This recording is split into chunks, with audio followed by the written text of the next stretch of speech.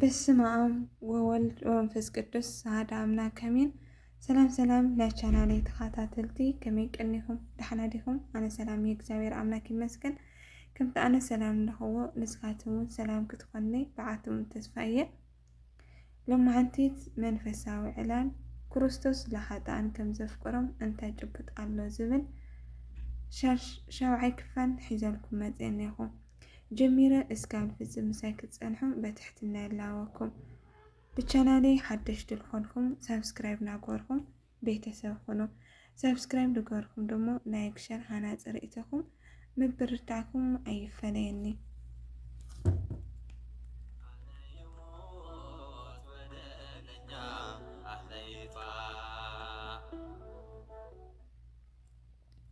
لمزخخر زأكل كاشاشاي كفال ዳንኤል እግዚአብሔር ስለ ዘፍቅረናን ዘቕበለናን ሓጢአት ምግባር ፀገም የብሉ ማለት ድዩ?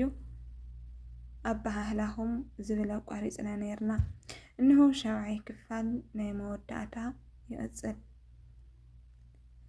ኣቦና እቲ ደቁ ብሓደጋ ዝተሰበርዎ ኣቦ ንኩሎም ድዩ የፍቅሮም እዩ?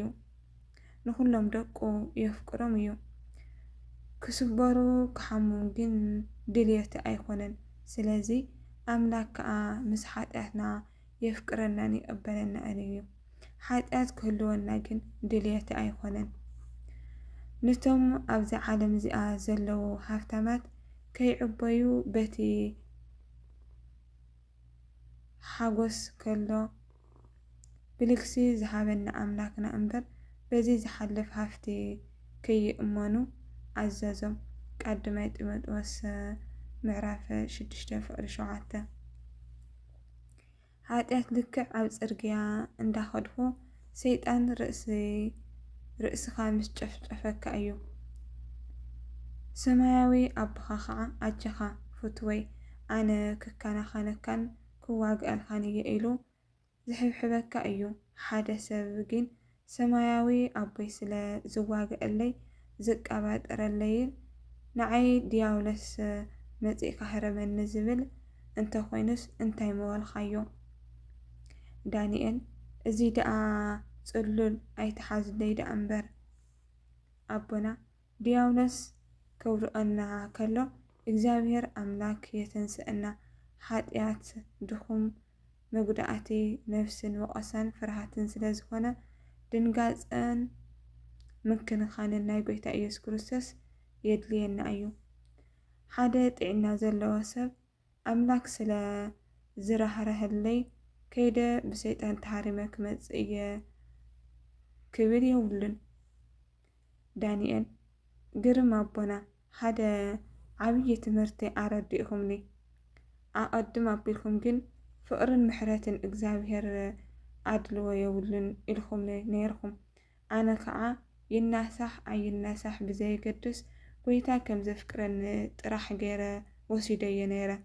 እግዚአብሔር ስለ ዘፍቀረኒ ከዓ ናብኡ ክምለስ ዳሪኽኒ ክብል ክኽእል ግን ከይተነሳሕና ኢና ምሕረት ረኺብና ክንብል ከለና ከመይ ማለት እዩ? ከይተነሳሕና ሓጢአትና ክሕደገና ይኽእል ማለት እዩ? ኣቦና ተጣዒስና ማለት ተማሒርና ማለት ኣይኮነን። ንሱ መንገዲ ምሕረት እዩ። ዳንኤል ይቅረ ግበሩለይ ኣቦና ኣይተረድአትንን። ኣቦና እቲ ዝጠፍአ ውላዱ ገንዘብ ኣቦኡ ሒዙ ምስ ከደ ምስ ኣመንዝራን ባዕለገ ሰባትን ኮይኑ ገንዘብ ኣጥፎ ሽዑኡ ምስ ሓሰማ ክድቅስ ጀመረ። ኣቦኡ ግን የፍቅሮ ስለ ዝነበረ እንተተመለሱ ኢሉ ንግሆ ናብቲ መንገዲ እንዳማዕደወ ይፅበዮ ነበረ። ውላዱ ብሓጢአት ምስ ሓሰመ እንዳነበረ ኣቦኡ ግን ልቡ ብፍቅሪ መሊኡ ስለ ዝነበረ ሓዳግን መሓርን ነበረ። ጣዕሳን ንስሓን ንዘጥፍአ ወለዶ ምሕረት ኣምላክ ንክረክብ ዝሕግዝ መንገዲ እዩ። ጣዕሳ እምበር መንገዲ ምሕረት እዩ። ምሕረት ግን ቅድሚ ምምላስና እዩ ነይሩ። ናብ ምሕረት ተዘይ ኣምርሕው ግን እቲ ምሕረት እንዳሃለወ ክረኽቦ ኣይክእልን እዩ። ኣብ ኢሳይያስ 44:22 ኣነ እየ ዝብጀወካ እሞ ናባይ ተመለስ ዝብል ክንርኢ ከለና ገና ቅድሚ ምምላስካ ክብጀወካ እየ ኣይበለናን። መጀመርያ ተመለስ ሽዕኡ ክብጀወካ እየ ኢልና። ስለዚ እንተ ተመሊሱ እዩ ነቲ ድሕነት ዝረኽቦ ዝወደይ። ዳንኤል እግዚኣብሔር ከም ዝምሕረኒ ፈሊጠ ኣለኹ። ተጣዒሰ ማለት ግን ተማሒረ ማለት ኣይኮነን። ናብ ምሕረት ኣምሪሐ እየ።